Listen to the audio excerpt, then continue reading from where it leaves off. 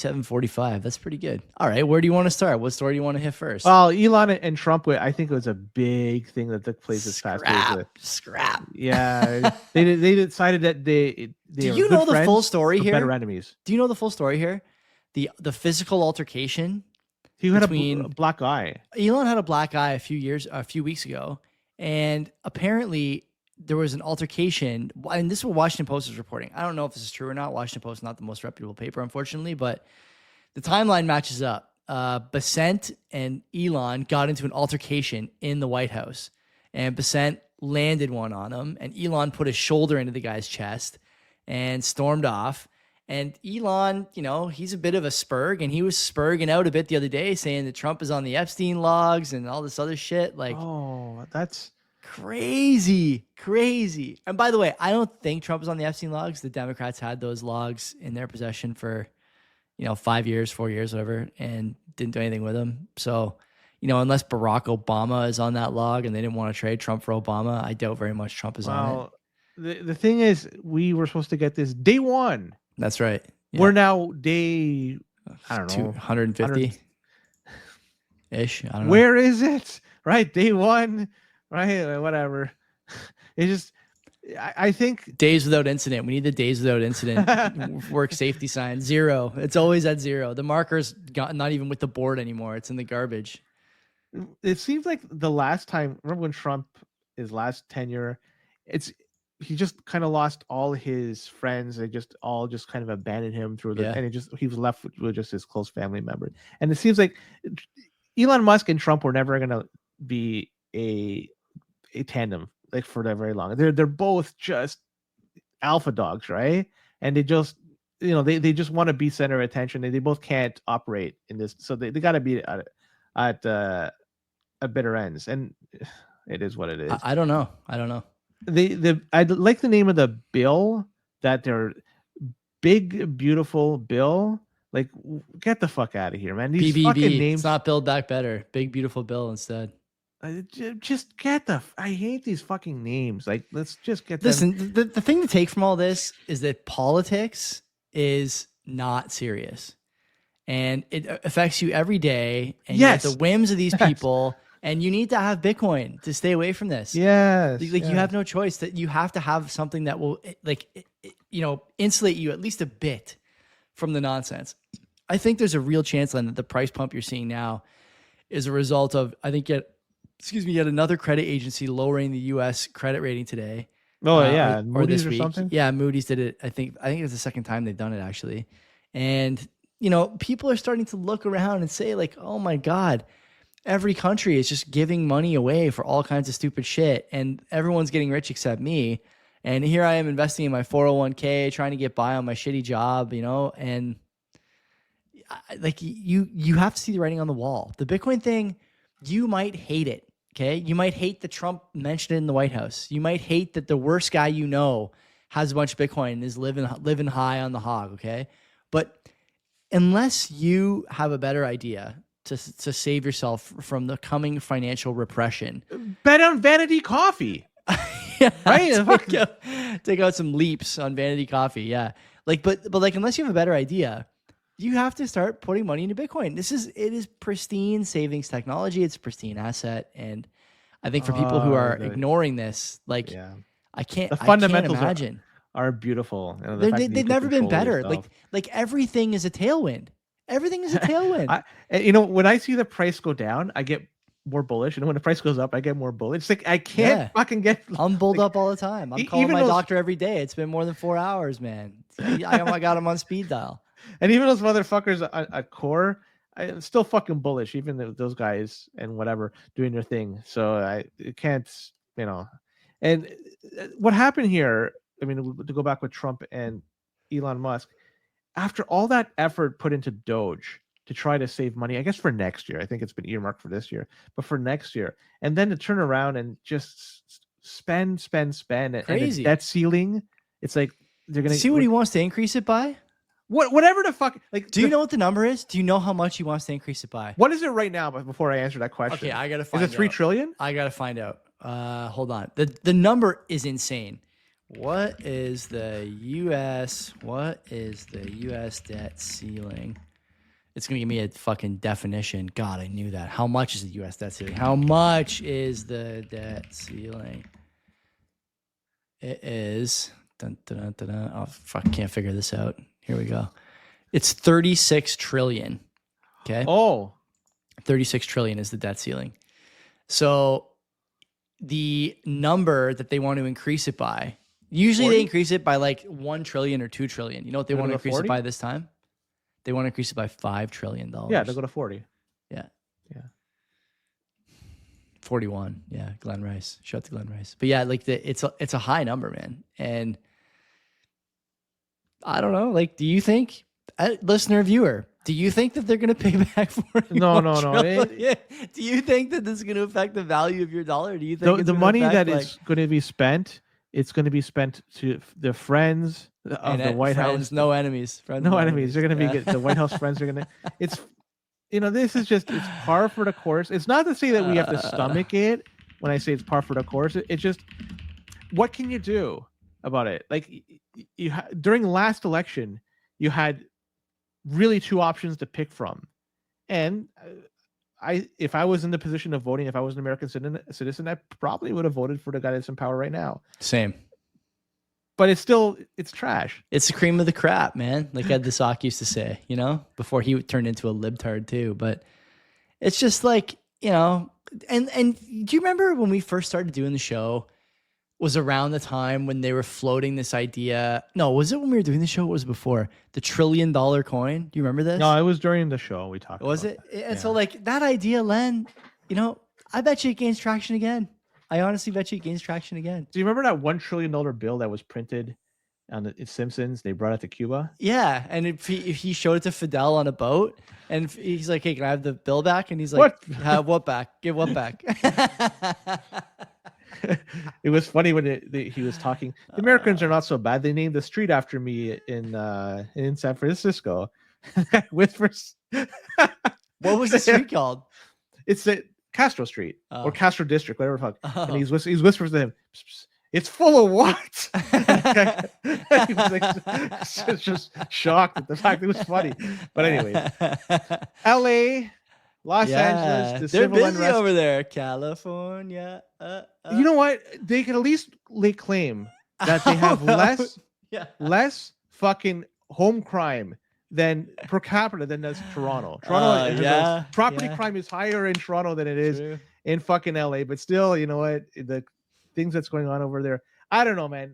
Do you want to just go on a tangent here and just fucking but I think everybody's aware of what the fuck's going on. I just want to say that James Woods, the medical guy from Any Given Sunday, who's like a conservative influencer now somehow, put out a tweet of a video of guys like burning shit down in the street, and it looks like it's from the last couple of days. But Newsom himself quote tweeted Woods and said, "This video is from 2020," and now under this video is from 2020 is just tons of videos from this year. There's a picture of Newsom at the French Laundry, and it's like, this picture is also from 2020. He's going to lunch at the French Laundry with all his buddies there, at dinner at the French Laundry when everyone else is locked down.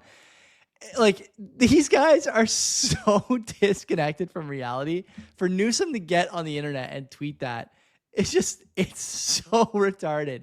It's so retarded. The only thing that could fix this is if she comes from China and they're going to have some sort of event in LA. Clean it up darn fucking sure they'll sweep their shit under the rug temporarily just to clean it up. And then once he leaves, I think you're right. We got to call him, see what he's up to. Yeah, we need some foreign dignitary to come in. Waymo cars are on fire. You got people with Mexican flags throwing rocks at cop cars from on the top of overpasses. Like, listen, okay? We speak rather pointedly about immigration and certain groups of immigrants on this show. And by we, mostly it's me, I will admit that. I am constantly told that these people are like us, or in this case, like Americans. They're your neighbors, your friends, your colleagues. You're at the restaurants with them. You're at the games with them. They're cheering for the Raiders just like you. It doesn't seem to me that these people are like Americans. It seems to me like they are, in fact, willing to riot instead of obeying the laws that the nation has out for them. And, some great tweets today. Among them, the Los Angeles FC tweeting out that they stand with migrants. People should be allowed to stay, blah, blah, blah. And the top reply with like 38 or 40,000 likes is a policy from the LAFC website saying you must have a ticket to get into the stadium, regardless of who you are. And I just think it's so perfect. It's a perfect commentary on the sort of worm that's in the brain of all liberals at this point, that every immigrant should get to stay and every immigrant who's illegal should get to remain illegal. Like the time for that is over. Okay. In Canada, it's over. In the States, it's over. In Europe, it's over. Sane, productive people can only take so much, and they're hitting their limit, and they voted for this. And you're going to see more of this in Western world. So, desensitize yourself. Like the kids say, buckle up, man. This is going to continue, and it's going to be harsh. And there's going to be tons of these sob stories about this guy's a taxpayer. He's a local mechanic. He's a church leader. He's an illegal. His family is here illegally. He subverted the system. He cheated. He doesn't pay the right amount of taxes. He's allowing employers to cheat on their taxes. He's like, you may love or hate the tax man, but there are rules to follow in a society that is worth living in. And if you ignore the rules, you will get a society that is not worth living in.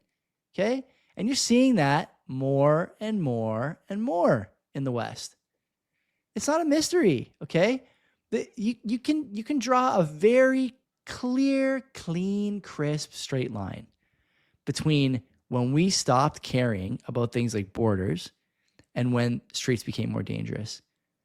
Don't forget, the media has covered this up as long as they possibly could, even trying to tell the vice presidential candidate at the time, J.D. Vance, that only a few hotels had been taken over by Mexican gangs and it wasn't that big a deal in Colorado.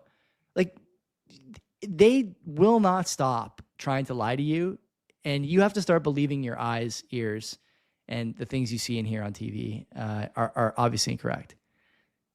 This is not going to last forever. And again, like, if you don't have Bitcoin, you're at the mercy of, governments and nation states that are just like feeding money to these people, benefits, all their kids. You can go on Twitter and see, if you just scroll through videos, like the people who are on government food stamps and assistance just fucking crying in stores with their kids because they didn't get the Coke they wanted. Like, they're not well adjusted. Crying in their cars because the food stamps won't let them buy cola anymore. Why should it? You're not going to pay for your health care. You're not going to pay for your food. You're not going to pay for me to have your kids raised because you're sick or can't make a good decision about what to feed your children. Like, why should you get to buy? Like, this is, you're running into these problems, okay? And Mike and I talked about this last week too, that you're coming into very difficult territory here where there has to be questions asked about who is having children, how many children are they having, what are they doing to make sure that those children don't become wards of the state? And wards of the state doesn't mean they live in an orphanage. Wards of the state means when I send the kid to school to learn something, does he go home and, play video games and burn out on a screen for 8 hours and forget it all and have to come up the next day and swim upstream and burn out good teachers and burn out good administrators? Like, that's a ward of the state. And you're going to see this more and more. And the more you let people in who break laws to get here, the more you should expect poor behavior outside of coming to the country. It's plain and simple, easy, okay? In Canada, same thing. You got people who come here, they get scammed, like Len and I said last week. They get scammed into coming here. They pay a bunch of money to employers. They pay back the employer some of their wage to stay here. And then they want support because they say, oh, we're Canadians too. No, you're fucking not. No, you're fucking not. And you're not going to contribute. I don't need people who got conned into coming here to tell me that they're suddenly going to become positive contributors to society. No, you're fucking not. You're not the best and brightest. You're not what the country needs. You're not going to help with GDP. You're not going to help a developing economy. And you're not going to assimilate into the culture. There are some cultures that are superior and some that are inferior. These are not controversial things. There's no magic soil in Canada and the States and Europe. We have to stop pretending this. Plain and simple. Plain and simple. Otherwise, you're going to see more and more pallets of bricks showing up every time the government tries to do something to get these people out. And one last thing, if you're still retarded enough to think that there's not at least a little bit of a political slant here, that when you bring people like this in, you will get lifetime left voters. If you think that's not part of the equation, I got a bridge to sell you. You know, this is obviously part of the equation. One party wants you out, the other party wants you in. Who are you going to vote for? It's not that hard, okay? People who talk about causal relationships all the time, you know, the alleged party of science and mathematics and whatnot, seems to ignore all the stuff that's inconvenient but obvious. Things that are understood and easy to explain somehow never need to be touched, can't be touched. In fact, they're, you know, completely off limits in the media. Well, Canada is going to fix some of these problems, it looks like. Fuck, here we go. Sure, go ahead. Well, the Strong Borders Act. Hey, we talked about last week, okay? 2 million people came in the last 2 years for 200,000 jobs. What are the other, 2 million people doing? I don't know. Not working, that's for sure. And if they are working, they're working cash jobs, which are not helping a developing economy. That's not a agile, progressing economy like we're being told. Sorry, continue. Well, the Strong Borders Act, it's Bill C-2. Yeah. And second time we've talked about this, isn't it? We talked about this on Axis of Easy last week, where I gave another impassioned appeal to people to fucking pay attention to what's going on around you. Introduced by the Liberals on June 3rd. Now, before we go any further, the Liberals could act like they have a majority government within the House of Commons because nobody's going to want to bring them down. Yep. And on the Senate, they have a very strong majority over there. So if they want to push any bill through, they certainly can. It's like Bill C-2, I suspect, won't have very much resistance. And the goal of the bill is to strengthen the borders and bringing the immigration system up to speed. And they want to give police more tools for securing Canada's borders, going up against money laundering, like organized crime, stop or slow down fentanyl being moved into or out of Canada and shit like that. The government says that they could also immediately suspend, cancel, or change groups of immigration documents. If deemed to be in the public good, right? In public interest, exactly. So people that are on visitor visas, work permits, study permits, and just essentially change it, cancel them, suspend them altogether for, it could be for public health, it could be for national security reasons, it could be for a number of different things. And they say it's also going to be pausing the applications of new ones, or even stopping existing processing applications right now. So Bill C-2 is going to hopefully start addressing this. They're also going to make asylum claims a little bit more different. Individuals who come to Canada through United States, they typically, it looks like they've been allowing people to make the claim after 14 days, but now it's not going to be the case. You have to do it right. But even if you're coming from the States, it looks like they're going to send you back and you have to do the claim over there because that's that is the right way to do this. You can't just stay here and then fucking get lost in the sauce while you get your claim out. That's ridiculous. And people that have been here for over a year and make a claim for asylum, it's not going to be referred to the Immigration and Refugee Board. It looks like it probably will be going straight to a judge at that point if they really want to go that far. It'll be denied. Right. And then they could take it to a judge if they wanted to, the federal court, and then beyond. Furthermore, the Bill C-2 will also make it more, as we're talking about money laundering, it's the transaction of over $10,000 is going to be verboten. Yeah. And think of like how much $10,000 could get you, say, 30 years ago. And it's cumulative, right? So so you could do like a $5,000 purchase, a $3,000, and a $4,000 purchase, and you're over the 10,000 threshold, and What is the time frame for that? Like, what is the I don't know. I couldn't find it. Yeah. Canada Post looks like they're gonna have the ability, them and police, to go through mail. The guy in the House of Commons is interesting dude that was proposing all this. Police will also potentially be able to install spyware on your phone. And so this is an interesting bill altogether. I mean, it looks like they're trying to deal with some issues, but I mean, I'm happy I have Bitcoin. The clamps are coming, man. If you think they're not coming, I will give you a preview. You should go listen to Axis of Easy from last week. I gave an impassioned plea to people to understand that all these things are pointing to the same end, and it is policing private discussions. They want to make private discussions difficult. One thing Len left off there was that ISPs will also be sharing data with law enforcement about where you browse the web and how you browse the web without a warrant. And so if you think back to 2016, the first time Trump was elected, everybody was speaking privately about how they were going to vote for Trump, but nobody was talking about it publicly. It was, you became persona non grata basically for saying that. Then during the vaccination mandates, everyone basically saying they thought the shots were bullshit and they were only getting them because they wanted to travel. I think that was pretty much the status quo for people under 50. Even then, some people still didn't get them, but publicly you weren't really allowed to say that. Certainly weren't allowed to say it in, your clubs, committees, employment, stuff like that. Was broadly frowned upon. And then when the trucker convoy hit Parliament, there was probably a lot of private whispering of support, public outcry,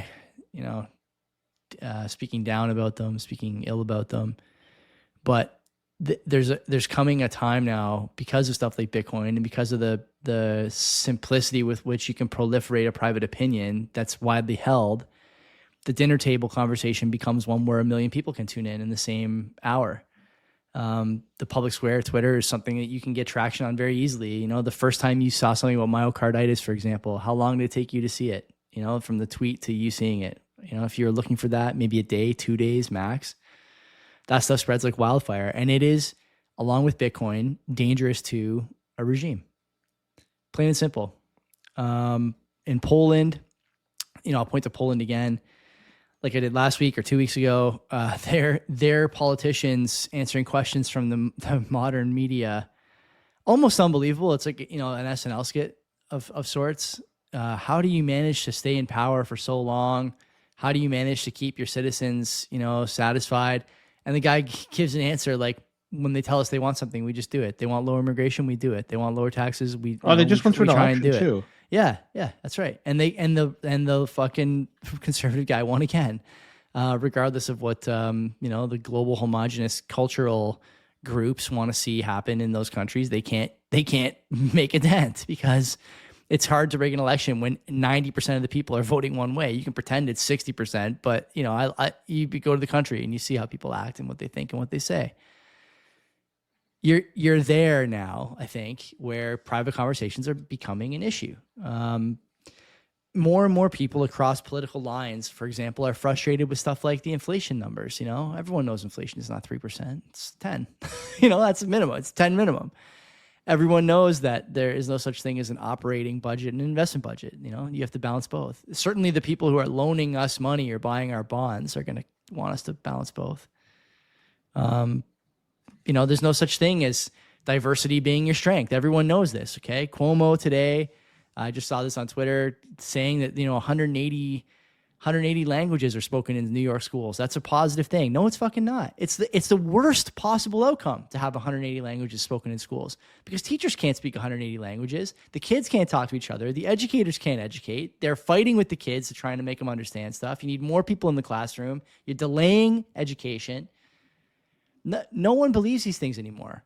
And the more people talk about them, the more you hit a critical threshold of people who are willing to do something about it. Now, I'm not saying it has to be a violent uprising, but it certainly could be, for example, moving out of neighborhoods, or it could be not hiring certain people, or it could be, ostracizing socially certain people. These things are damaging to a society. But if you push a population in that direction over enough time, like I always say on Twitter, sane people eventually will reach their limits. And you're going to see this more and more. And so the only fix for this is either to have dirt on everyone so that when you need it, you can do something with it, or to monitor through ISP data, private conversations, and internet browsing. And, we've talked about the digital ID on this show before. We talked about that on Access of Easy as well. There's always a reason. We have to protect kids from porn. There's too many drugs coming over. There's child exploitation. There's sex trafficking, whatever. It's all nonsense. The reason that they want digital ID is so that they can get a number on you. Okay, they want to build a profile, an avatar of you.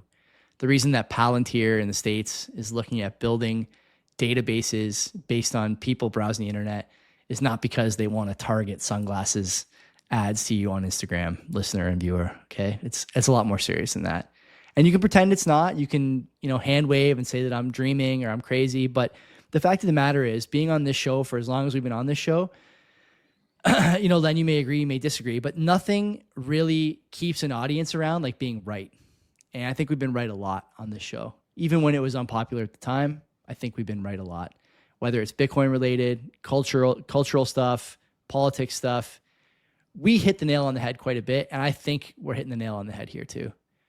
There's going to be a time when you're going to wish you had taken this more seriously, and when you are going to wish you had Bitcoin to insulate yourself from it, to be agile, to move, reward governments that are not doing this with your citizenship, with your family, with your, you don't have to do this. You don't have to live like this. And I think a lot of Bitcoiners are going to come to that realization in the next, 3 to 5 years. I'll just also point out, Len, that I think this accelerates my timeline for CBDCs. I know you're a little outside of my timeline, but I think you're less than 3 years away, is my guess.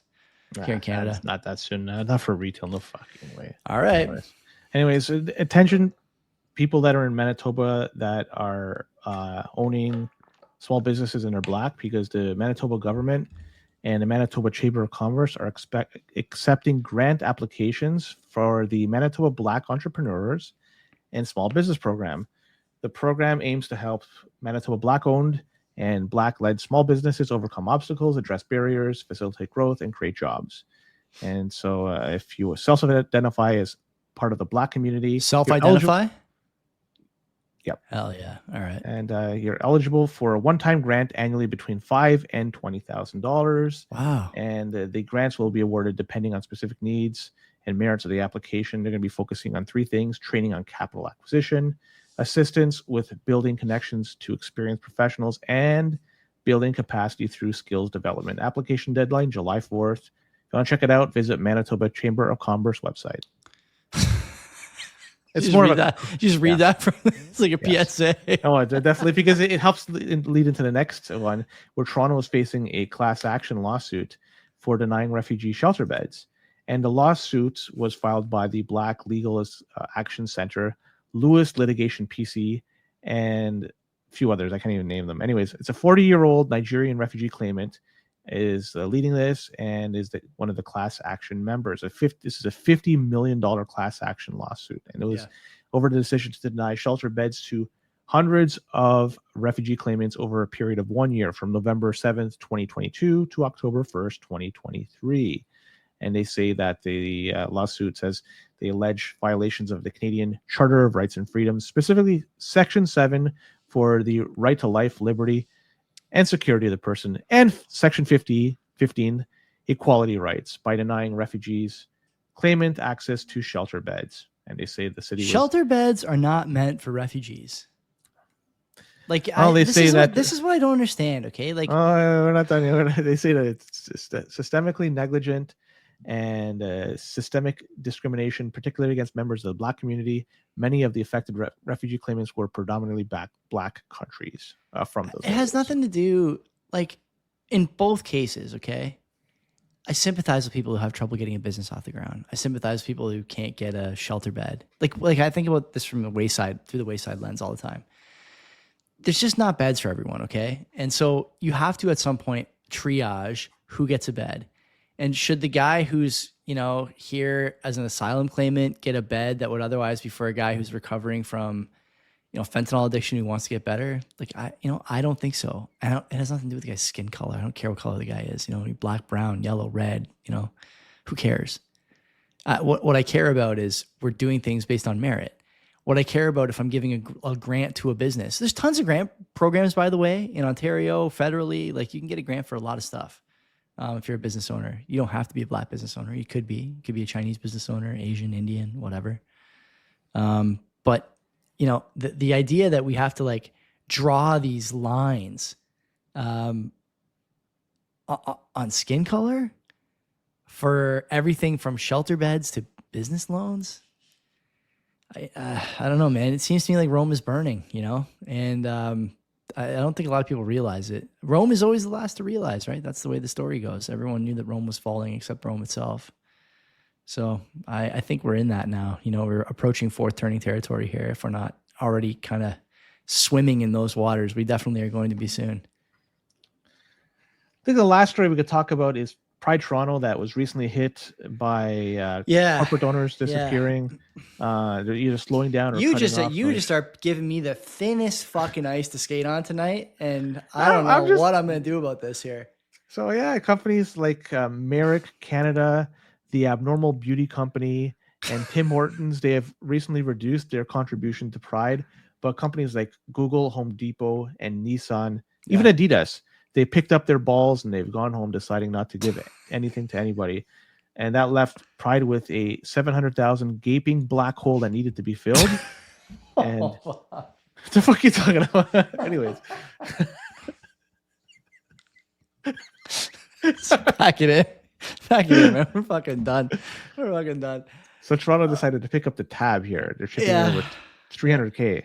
And by comparison, taxpayers paying it. I love that. Olivia, she's going hard, man. She's going hard. The Santa Claus parade got $100,000 from the city of Toronto. If you want to do a comparison, that's a good comp. Really good comp. And they're saying that more funding will be allocated in the futures.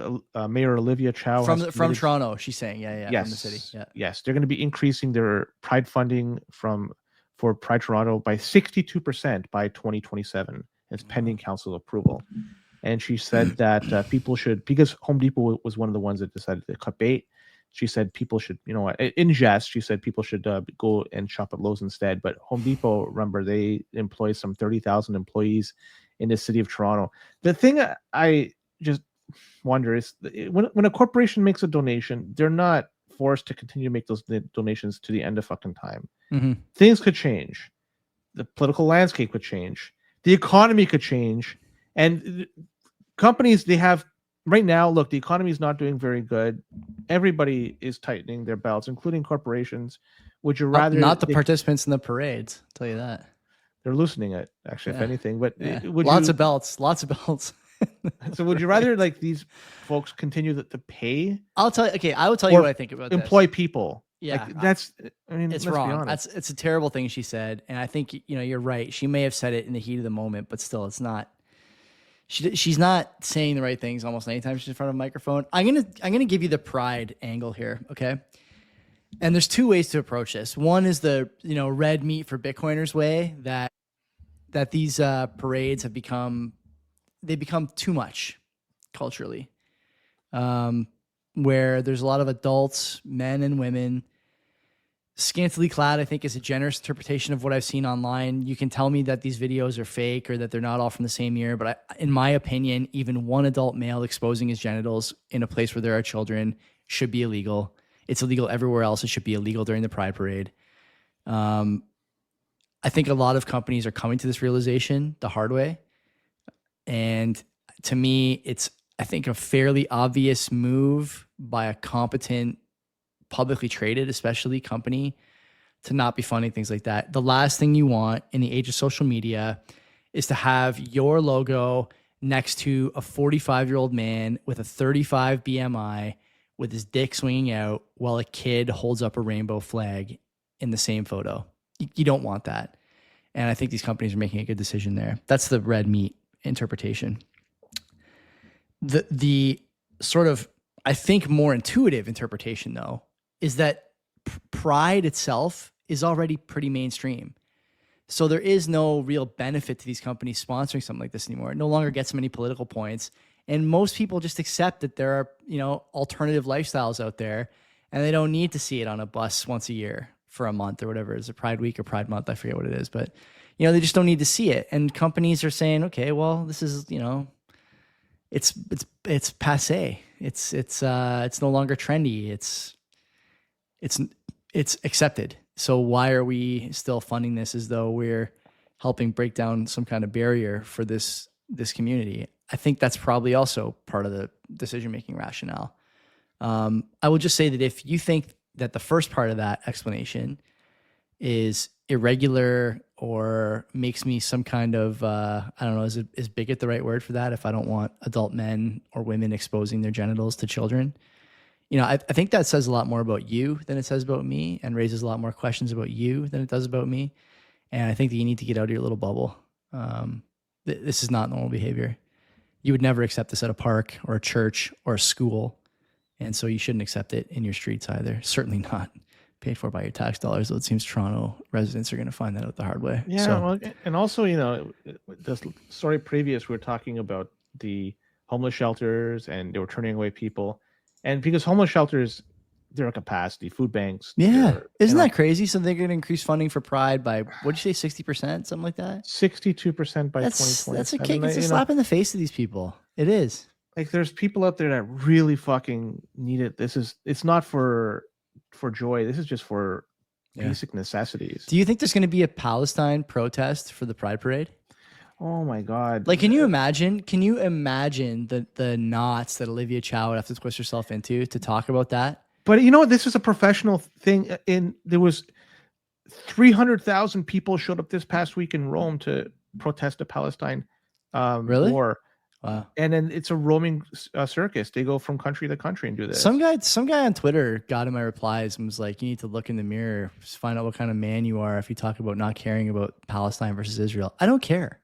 Like, you know what? Like, I don't know enough about this. No, you know what? I do know enough about it. Here's what I know. I don't. Here's what I know. It's two like Bronze Age ideologies fighting over promises made to them in cave scratchings 5,000 years ago. I don't give a fuck.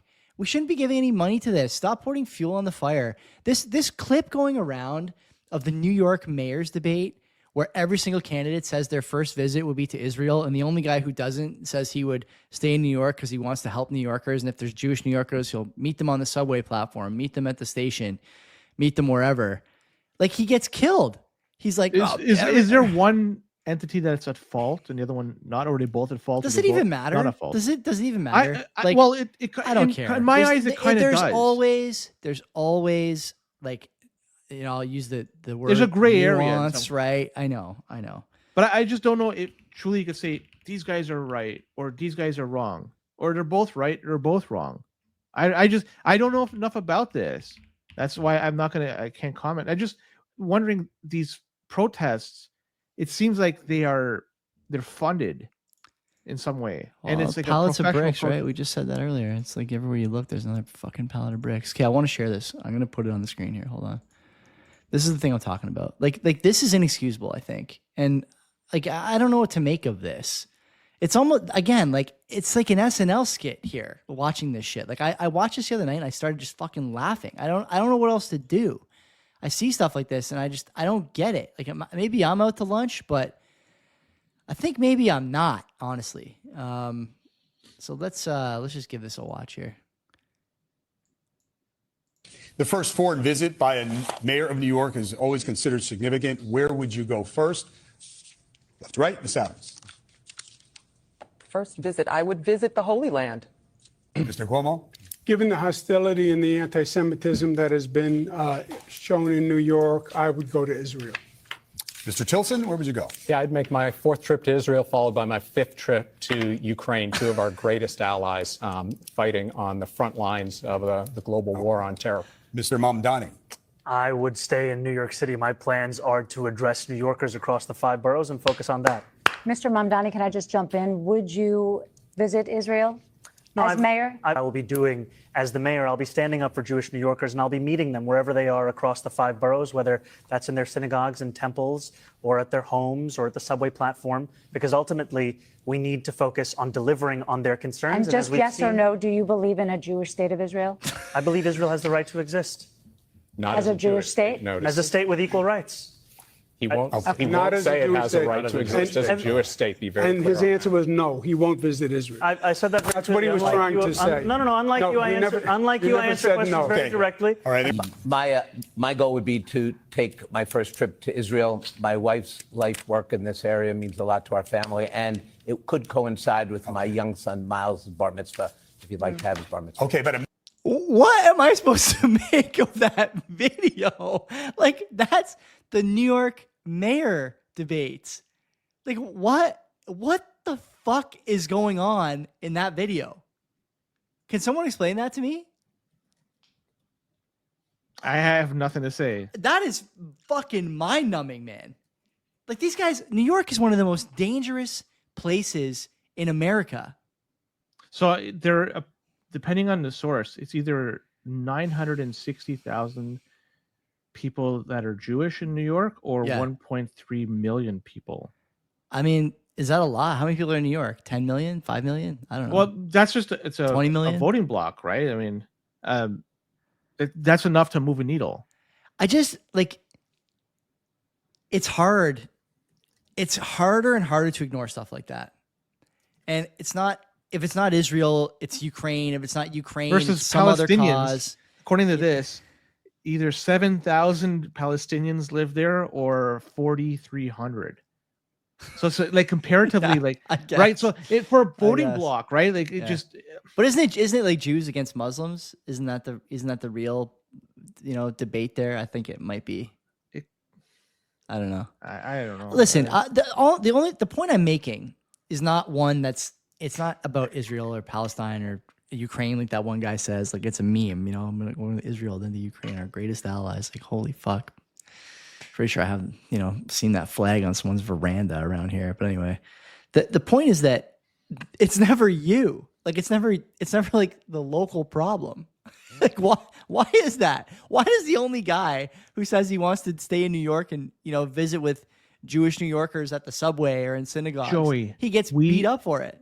We elected somebody here, and almost immediately within a month, Europe, 2 trips, to Italy. One, just I think it was a lean mean, but the second one, family was included. A bunch of liberal MPs. Like, why? Why do you need to go? I know when I was talking, somebody was telling me like the plane is going. You might as well bring more people there. But every person that goes there needs to be fed 3 meals. Yeah, it needs to have roof over their head, and they're not going to stay at the Motel 6. So everybody there's an expense that comes along with it, and you come back and you see people like somebody posted a picture today on X in Niagara region. This is an older guy. I'm gonna guess he must have been. I'm looking for work. Open to work. Yeah, I saw that. And he was shameful. Shameful. Business attire, like he was wearing a shirt and tie. Yeah. And so that's what we have here. And you're going there, and in a time where we were pushing people to work from home, and I know it's not that they're not doing that now, but somebody can make a stand and say, you know what, I'm not gonna go there. I'm not going to fucking do that. I could do this shit remotely. Yeah. Shaking hands in person does mean something, but also the fact I'm going to make a stand and I'm going to do this virtually. That's right. And I'm going to save that cash, not spend it, and try to divert it somewhere else. Yeah. That would make more of an impact, I think, than going and just enjoying whatever's being offered over there. Like, I don't know what to say. It's beaten me down to a pulp. It's this idea that, you hear this all the time. It's obviously from some classics text, but the idea of like the ruling class knowing that the music's going to stop soon, and so they're at the trough just getting as fat as they can. Like that's how it looks to me now, more and more. And it's hard. Like I said, it's hard to ignore this. It's hard. It's everywhere. Everyone is getting something out of this at the very top, except you. And I think if you're a Bitcoiner, you've noticed this for a long time. But maybe you're new watching the show or listening to the show, and you may find that, you're starting to see it more and more. You're noticing these things and you don't like it. And so I encourage you to look into Bitcoin, study Bitcoin, find some Zen in Bitcoin. Oh, so you don't wind up beat down and angry like me and Len. No, I'm.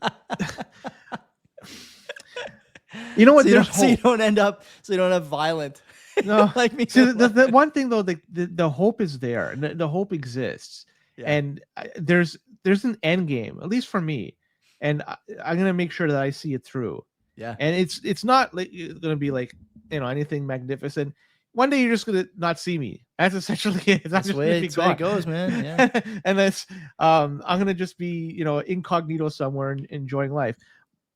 It's just that's really the drive, and it's just because it just.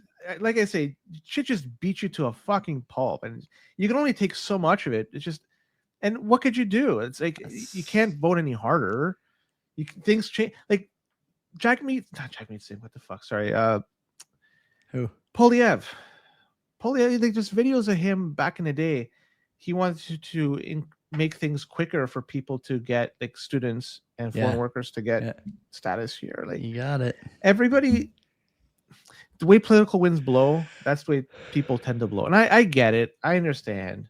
But whatever. We all make our decisions for what we're doing. That's right. That's right. Let's get out of here. My mother-in-law's upstairs watching my daughter, so I'm gonna go let her go home. Maybe we'll see you Wednesday. Maybe we won't. I don't know. We'll see what happens. You're either gonna see one of us, both of us, or just me doing heavy bench and talking about personal training scams. One or the other. We'll see. Anyway, God bless. We'll see you guys. See you next time. Don't be a fucking cock.